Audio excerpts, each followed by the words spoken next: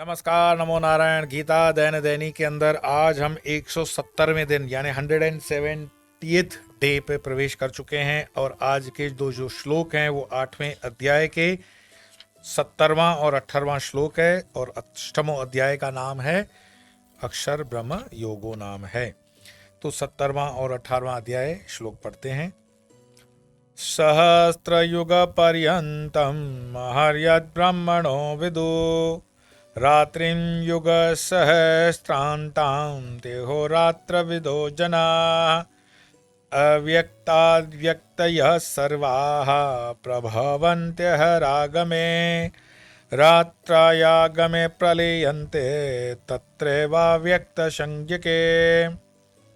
भगवान श्री कृष्ण कहते हैं कि जो ब्रह्मा के दिन को 1000 युग तक की अवधि वाला जानते हैं तथा ब्रह्मा की रात्रि को 1000 युग तक की अवधि वाली जानते हैं, वे लोग दिन और रात को अर्थात काल के तत्व को जानने वाले हैं। यह है टाइम, समय की गणना। ब्रह्मा का दिन आने पर अव्यक्त अवस्था से समस्त अभिव्यक्तियां अर्थात तो सूक्ष्म एवं स्थूल चर अचर प्रजाएं उत्पन्न होती हैं तथा ब्रह्मा की रात्रि आने पर वे उसी अव्यक्त नामक अवस्था में विलीन हो जाती हैं।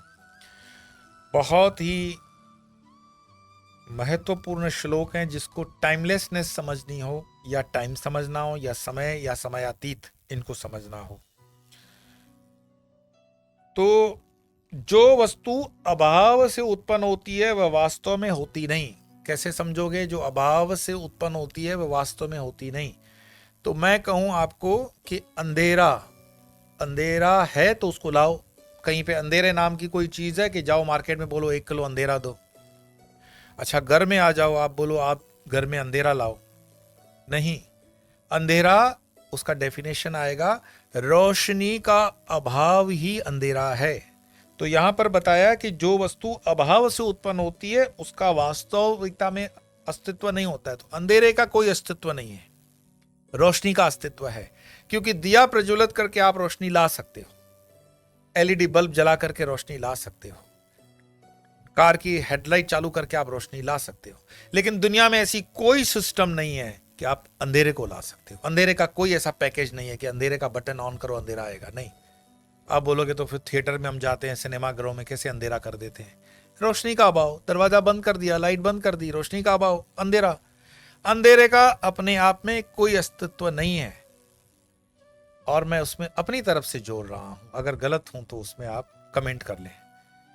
ज्ञान का अभाव ही अज्ञान है।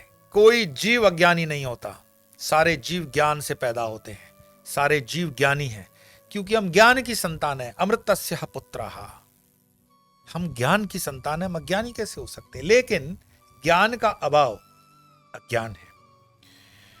तो वेदांत में ब्रह्म के अज्ञान या अपने स्वरूप को न जानने से ही सृष्टि की उत्पत्ति मानी गई है, अतः यह वास्तव में है नहीं। यहां भी इसका प्रमाण मिल गया। तो ये सारा जो चराचर जगत हमें दिखता है, यह ज्ञान दिखता है, यह मूढ़ता दिखती है नहीं, भासित होती है। अंधेरा है नहीं, भासित होता है। रोशनी का अभाव अंधेरा है, ज्ञान का अभाव अज्ञान है, सत्य का अभाव तब आपको लगता है कि असत्य है। यद्यपि शुद्ध ब्रह्म, ईश्वर और माया, यद्यपि शुद्ध ब्रह्म, ईश्वर और माया तीनों ही अव्यक्त कहलाते हैं, परंतु यहां तो उसका अर्थ माया ही है। माया कारण, प्रकृति, अव्याकृत, अविद्या और अज्ञान, ये सभी शब्द पर्यायवाची हैं। पर्यायवाची शब्द समझते हो? पर्यायवाची शब्द हुआ समांतर। जब मैं बोलूं पानी, पेय, शीतल जल, कोल्ड ड्रिंक, ये सब एक ही है, पर्यायवाची है।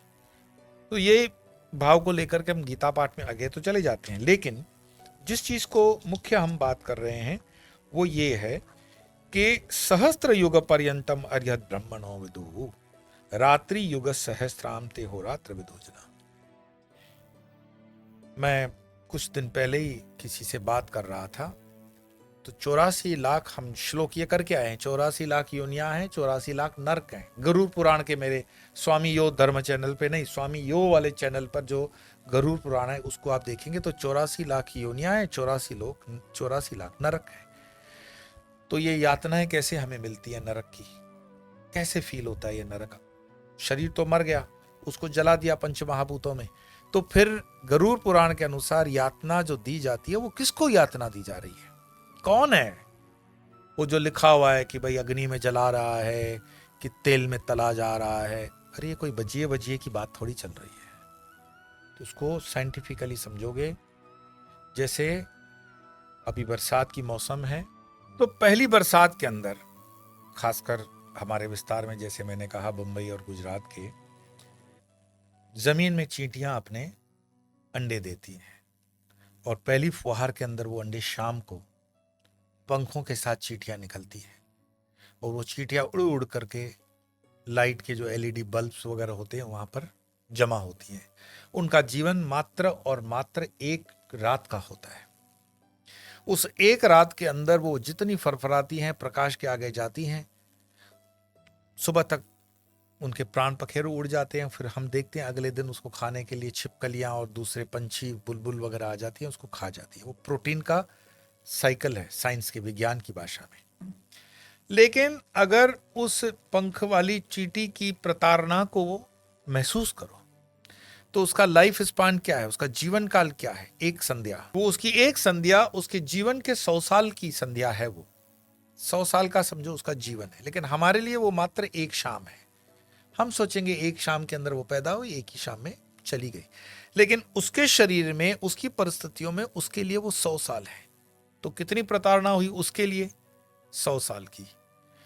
अब कुछ ऐसे कीटाणु बैक्टीरिया होते हैं जिनका आयुष्य हार्डली 3 घंटे का होता है। जैसे मान लो कुछ मिनटों का भी होता है। जैसे एप्पल सेब काटा, तो सेब काट करके जब आप खुले में रखते हो तो उसमें से कुछ कीटाणु जंतु निकलते हैं और वो निकल करके 40-45 मिनट के बाद मर भी जाते हैं। उसके बाद जैन दर्शन के अंदर फल को तुरंत न खाने का रीजन वैज्ञानिक है। वो वैज्ञानिक रीजन यही है कि उसमें जो जंतु स्वतः मरेंगे वो स्वतः मर जाएंगे, उसको हमें मारने की जरूरत नहीं है खा करके।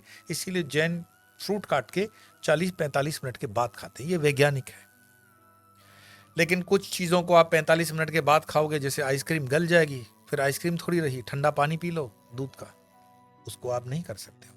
तो हम बात कर रहे थे कि जीव की स्पान ऑफ टाइम, तो उस एप्पल के या फल के बैक्टीरिया का जो स्पान ऑफ टाइम है लाइफ का, वो 45 मिनट है।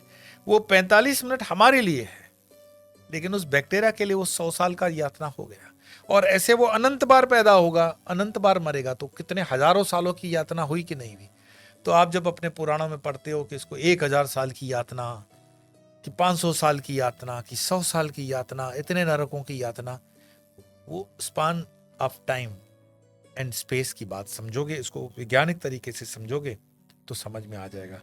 यहां जो उसने बताया कि जो ब्रह्मा के एक दिन को, एक दिन में एक दिन और एक रात आ गई, जो ब्रह्मा के दिन को 1000 युग तक की अवधि वाला जानते हैं। 1000 युग, दिन में 1000 युग मतलब मानते हो? चतुर्युगी हो गया, मतलब जिसमें सतलोक, मतलब ये कलयुग आ गया, त्रेता आ गया, द्वापर आ गया, सतयुग आ गया, 4 युग।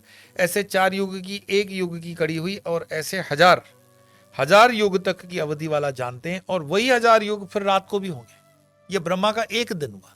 पृथ्वी पर तो कितने करोड़ों साल निकल गए। भागवत में इसकी व्यवस्थित गणना दी गई है, और इस गणना को विदेशी साइंटिस्ट जो हैं वो रैंडमली बोल देते हैं कि ये जो हम देख रहे हैं नॉर्थ पोल साउथ पोल की आइसबर्ग को काट करके हम देख रहे हैं, ये 1.5 करोड़ साल पुराना है। तो कैसे तुमने जाना 1.5 करोड़? 1.5 करोड़ से एक कम एक ज्यादा क्यों नहीं बोल रहे हो? तो अप्रोक्सीमेटली है। हमारे अंदर लघुता ग्रंथि है कि हम उनके अन्वेषणों को, उनके रिसर्च को सर आंखों पर बिठा करके स्वीकार कर लेते हैं, और हम अपने ऋषियों द्वारा दी हुई गणना को थोड़ा भी ध्यान नहीं लेते हैं। हाँ, इसमें ये बात सही है कि हर चीज को हम उससे जोड़ करके नहीं देख सकते कि हर चीज परफेक्ट होगी। थोड़ी बहुत वेरिएशंस इधर उधर आ सकती हैं अगर प्रैक्टिकल साइंटिफिक अप्रोच के साथ करें। बट ये चीज अगर आप एक बार टाइम स्पान कैलकुलेट करना समझ जाओगे कि ब्रह्मा के दिन को 1000 युग तक की अवधि वाला और ब्रह्मा की रात्रि को भी 1000 युग की अवधि वाला जो जानते हैं वो लोग रात को और दिन को जानने वाले हैं। वो मुझे तत्व को भी जान गए, काल के तत्व को भी जान गए। और ब्रह्मा के दिन आने पर अव्यक्त अवस्था से समस्त अभिव्यक्तियां सूक्ष्म और स्थूल चर अचर प्रजाएं उत्पन्न होती हैं। कैसे क्रिएशन कैसे होता है, क्रिएशन का साइकिल कौन सा होता है, कैसे प्रारंभ होता है, तो हम तो बीच में हैं। जब रात हो जाएगी ब्रह्मा की तो हम वापस से विलीन हो जाएंगे। विलीन हो गए, सुषुप्ति में चले गए, फ्रीज जिसको बोलते हैं ना, टोटल बर्फ में। फिर जब वापस दिन आएगा, बर्फ पिघलेगी, हमारा सृजन होगा। मांडुक्य उपनिषद के अंदर इसकी व्याख्या बहुत सुंदर दी हुई है। मांडुक्य उपनिषद बहुत हाईली इंटेलेक्चुअल और डेप्थ वाले साधकों के लिए है। इसको अगर समझाने वाला श्रोतव्य और ब्रह्मनिष्ठ आपको गुरु मिल जाए तो अद्भुत है मांडुक्य उपनिषद, उसको आप साइंटिफिकली समझ सकते हो। तो दिन आने पर अव्यक्त जो है वो अभिव्यक्तियां स्थूल और चर अचर प्रजाएं उत्पन्न होती हैं और रात्रि आने पर वे उसी अव्यक्त नामक अवस्था में फिर विलीन हो जाती हैं। और ऐसी कितनी 100 वर्ष की अवस्था चलेगी। फिर ये तो एक जन्म हुआ ब्रह्मा का, फिर ऐसे अनेकों जन्म ब्रह्मा के, फिर ऐसे अनेकों युग, एक अनंत गणना का एक साइकिल दिया हुआ जिसमें आपको लगेगा दिमाग फट जाएगा, इतनी बड़ी कैलकुलेशन है। वो हमें इसीलिए बड़ी लगती है क्योंकि हमारा जो टाइम स्पान 365 दिन का है, 365 दिन का धरती के हिसाब से कैलकुलेट है। ये कैलकुलेशन धरती की है, अनंत की नहीं है, इन्फिनिटी की नहीं है। इन्फिनिटी की फॉर्मूला में 365 दिन नहीं बैठेगा। तो मैं आपको विषय से बहुत गहरा विषय नहीं करूंगा, ये तो वैज्ञानिक तरीके से मैंने बताया कि गीता के अंदर वो सब भी सामग्रियां हैं कि हाईली जो साइंटिफिक टेम्परामेंट के व्यक्ति को भी गीता उसमें अगर समझ में आ जाए तो उसकी आनंद की मतलब कोई सीमा नहीं रहेगी। आज के तो वाणी को विराम देने से पहले दोनों श्लोकों का पाठ करते हैं। आइए पाठ करें। सहस्त्रयुग पर्यंतम महार्यद ब्रह्मणो विदो रात्रिम युग सहस्रांताम तेहोरात्र विदो जना अव्यक्तात् व्यक्तयः सर्वाः प्रभवन्त्यः रागमे रात्रयागमे प्रलीयन्ते तत्रैवाव्यक्त संज्ञके। तो आज इतना ही, कल फिर मिलेंगे, तब तक के लिए नमो नारायण।